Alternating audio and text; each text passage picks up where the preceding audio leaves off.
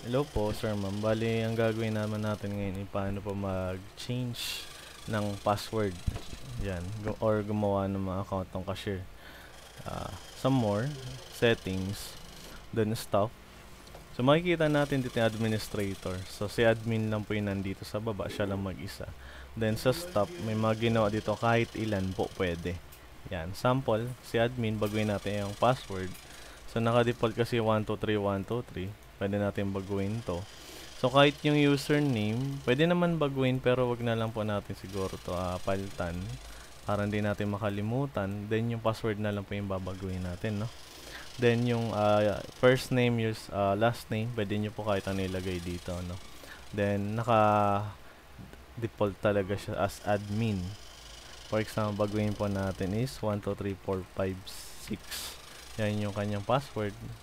Then, sa allow key code, so, pwede natin siya baguhin din. Same na lang natin po dito. Pa nagba-bypass tayo. Ano po? So, lalagay po natin is 1, 2, 3, 4, 5, 6. Para hindi natin makalimutan. So, save po natin yan. Then, try po natin i-X to si, yung ating POS. So, login po natin ulit. Yan.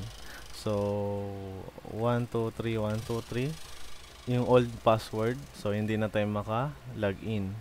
So, ilagay natin yung bagong password. 1, 2, 3, 4, 5, 6. Then, continue session. So, ayan. Ganun lang po mag-change ng password kay admin. Then, sa account naman ng mga staff natin, same lang din po. So, click lang po natin sila. Ayan. Then, pwede natin mabago yan. Then, paano naman po gumawa ng bagong account for cashier manager din sa inventory nyo. So, punta tayo sa staff type. Then, gawa po tayo. So, meron akong ginawa sa cashier. So, ito yung mga accessibility din na restriction po nila. Yung may mga check, pwede po nila yung mga gamit. Then, yung may mga small box na walang check is hindi po nila yung magagalaw. Ano po? Ayan. So, free naman po kayo dito para gumawa ng mga account po nila. So, sample tayo, mag-anyo tayo for manager. Sa manager po kasi, syempre may mga limit rin po sila kasi manager sila ng store.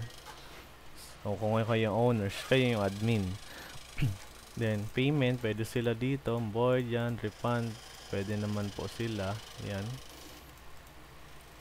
Kaya sa print order, hindi na, kasi hindi naman na kailangan po yan. Yan, ito mga to. Yung manager kasi kailangan report sa mga e-journal yung mga benta nyo po.